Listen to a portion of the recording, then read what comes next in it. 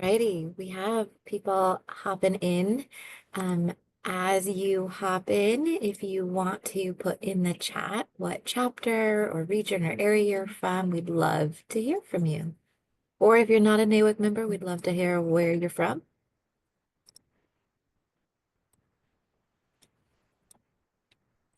We'll give everyone a few minutes.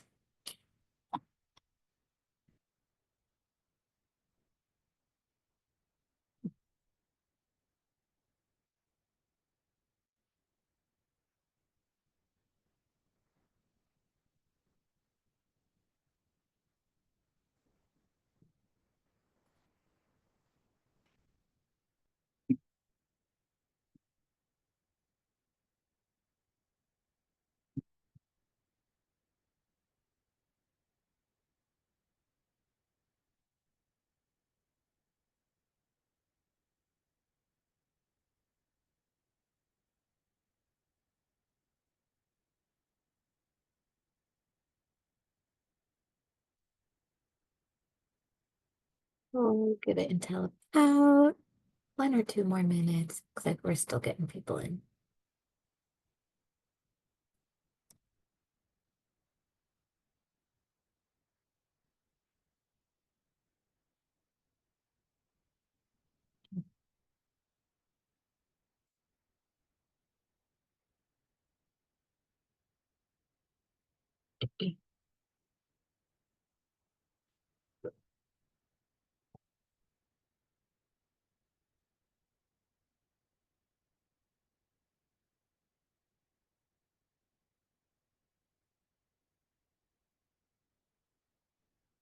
Amazing. And for anybody who is still joining us, if you want to put in the chat what chapter you're from or region, or if you're not a part of NAWIC, what company or area you're located in, that would be great.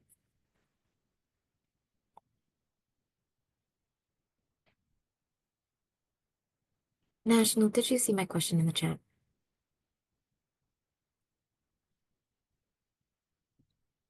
Perfect. Okay. Alrighty. We are gonna get started.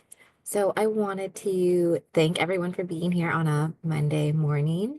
I appreciate y'all, and I wanted to say happy Mental Health Month. And thanks for taking the time to, you know, put some thought and effort into taking care of you. We have Mandy, who is, if you haven't heard of Mandy, I'd be very surprised. Mandy is all over. She is the Director of Safety at the AGC of Washington, the Associated General Contractors. She has spent over 2 decades in the industry, and she's led safety efforts at AGC for, I think, about the past 15 years. She's a huge advocate for mental health, and she's made it her mission to address, suicide, substance abuse, and mental well-being in construction. She is an amazing safety advocate, and we're really excited to have her. So the way that this will work, formatted wise, is we will have kind of a 15 to 20-minute presentation by Mandy of kind of self-care tips. I'm going to drop in the chat a worksheet that you can use. And then we will be, oh, I don't have access to put it in the chat. And then we will move into Brave Talk afterwards, which is just an opportunity for you to share, or, if there's anything going on or something maybe you want some feedback or advice on, maybe you want to share something that happened that was really exciting, just anything that, or you have more questions for Mandy, we can have that as well. So I will figure out how to put this in the chat, and I'll hand off to Mandy. Thank you, Mercedes. I was going to try to put it in the chat as well, but I also can only communicate with the hosts and panelists right now, so we'll try. So thank you for the warm welcome, Mercedes. Thrilled to be here. Thrilled to see so many people online for this, because I do genuinely feel like part of why we have struggles specifically in our industry with suicide and substance use disorder is kind of a lack of healthy coping and resilient strategies. And one tool that can help you with healthy coping and resilience would be a self-care plan. So I intend to share with all of you a self-care plan worksheet, and you are welcome to take that and write on that at your own pace. So, but first, I really wanted to just hone in on a couple of really important pieces of information.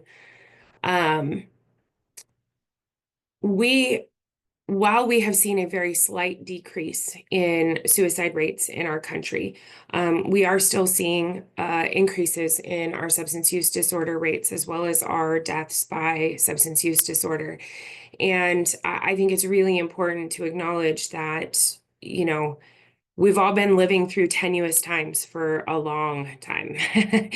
Since pre-COVID days, I mean, things were feeling a little unstable, and then COVID hit. And all too often, when we talk about coping and resilience, people are like, well, the hard stuff's over, so I should be fine. And so part of what I wanted to impart to everyone today is that stopping doing the hard thing doesn't necessarily mean that you're resilient, and it doesn't necessarily mean that the impacts to you personally and physically are over. Um, Quite frankly, if you think about it, if you have surgery or you have a chronic illness or you have a broken bone, one of the first things the doctors are going to say to you is go rest. And unfortunately, that's really important to hear. But unfortunately, when it comes to emotional things or stress in general, we don't typically practice that good rest. We're like, oh, well, the stressful thing is over. I got to get back to work. I got to go knock this out of the park. And so it's just really important to acknowledge the value of rest, but also the value of being a good steward of yourself and practicing self-care. And I feel like the reason why I hone in on rest so profoundly, and probably more than some of the other aspects of self-care, is because we live in a society that tells us we have to earn rest. And especially working in the construction industry, everybody pats themselves on the back for, working an obscene amount of hours in a week, or, oh, I've done this much work, or this many days in a row without a break. And not very often do we hear people patting themselves on the back for taking rest and taking good care of themselves. And so we all have the power to influence that. You're all here today because you're a leader in the industry. So we have the ability to influence that, first by taking good care of ourselves, and then second, by promoting that with others. The other thing that I would just really strongly suggest as a part of your self-care plan, maybe even before you write a self-care plan, and I will share my screen here in a minute to show you what I'm talking about. But I think it's really important to take a mental health assessment.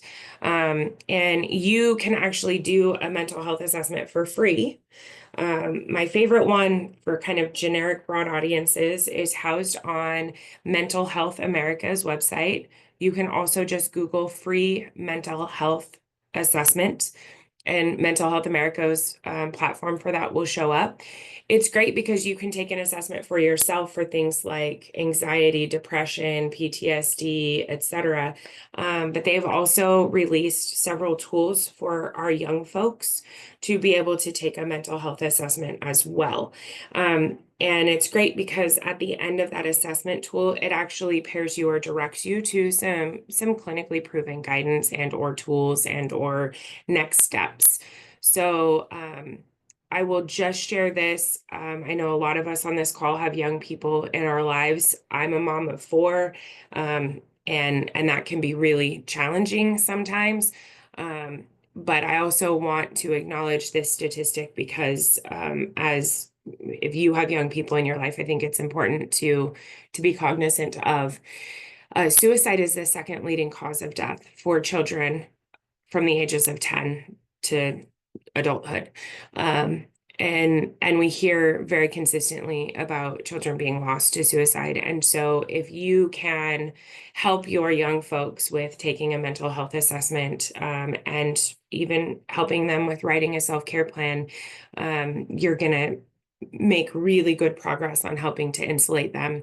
And also, as a mom who had a child who was struggling, who actually said that they wanted to die, I can tell you, um, it's really, really important that you give yourself that insurance policy, that you've done everything that you possibly can to support your kids in times that are untenable. I tell my kids all the time, man, I had it rough when I was a teenager, but you guys have it way rougher. So just acknowledging them instead of belittling them, I think can also help. All of that to say, Mental Health America is a great place to take a mental health assessment. So with that, I'm going to share my screen and talk a little bit about writing a self-care plan and some tips and tricks. And then I'd be happy to answer any questions as well. So let's see if this is going to share for me. So you should see on the screen now a sample self-care plan. You can do this however you want. And in fact, the document that's being shared with you, I'll scroll quickly, has multiple different like color schemes and everything. It's the same format. It just looks different because I know that for me, I have a much easier time doing something like this if I like looking at it and it looks cute. So there's that. Um, so uh, being in charge of yourself, being, managing self-care. A lot of people have this misnomer that self-care is like go get a massage, go treat yourself, buy a purse, buy this, whatever. And the reality is self-care is arguably much deeper but much more simple than that. Self-care is really about daily maintenance of yourself so that you're in tip-top shape. And so that can look like proper hydration, proper rest, proper nutrition. It's not just the Calgon, take me away, go take a bubble bath and read a book. It's also, are you doing the hard work to make sure that you're in good shape for handling life's curveballs? So, when you sit down to do your self-care plan, I think it's really important to do the first step, which is the two big circles at the top. It's called a gain drain analysis. And essentially, what you're going to do is sit and think about in my life right now, exactly as my life is existing right now, what are the things that are bucket fillers for me? What are the things that bring me joy? What are the things that make me want to get up in the morning and face the day? And I would argue that you should probably have a few of these written down, not just one. So really work to identify some of those things. And then next, I want you to evaluate what are the things that are draining you? What are the things that just make life feel heavier or more difficult or less enjoyable? And it's not to, have a pity party or a woe is me, but to just really acknowledge and evaluate, like, what are the things that are bucket fillers and what are the things that aren't? And how can I lean into the gains, lean into the things that bring me joy, and maybe put some boundaries around the things that are drains.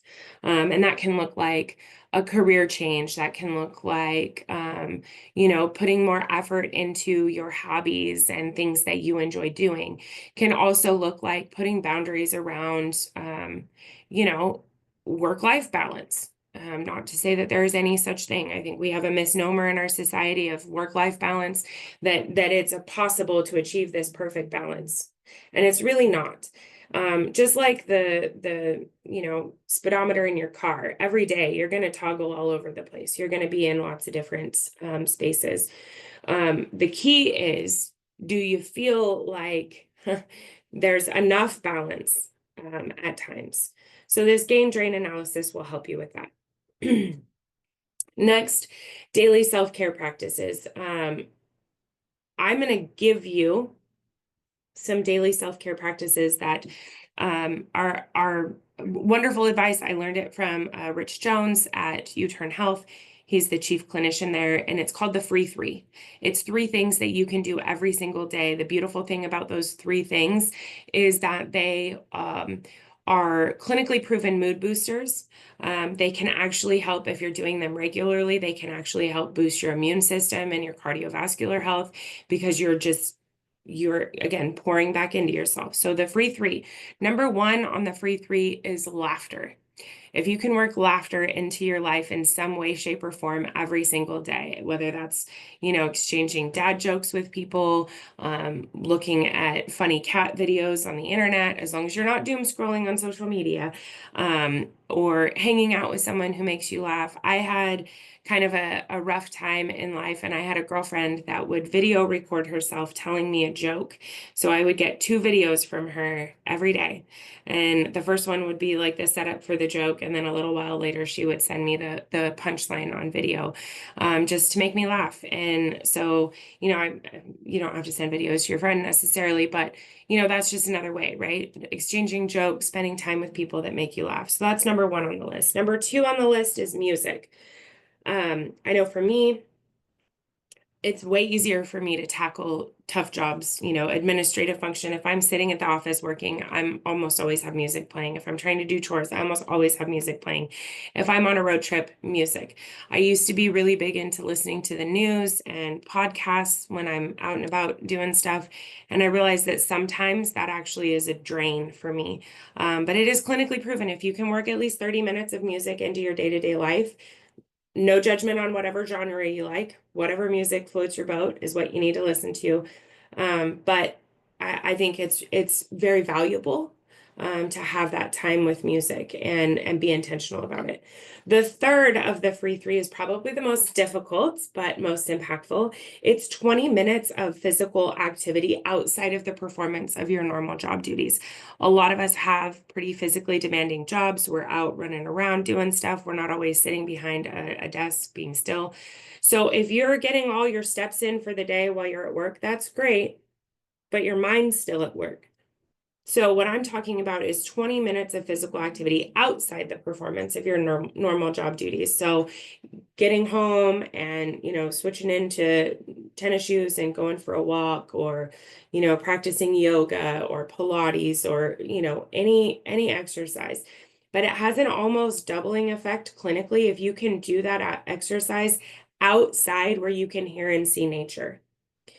Something about that process helps the body kind of reconnect. Grounding is what they call it, and really helps you move through the process of resilience easier. So those are your free three. And sure, wouldn't it be great if we were all doing the free three every day without fail and we were great at habits? I know me personally, I'm not always great at habits.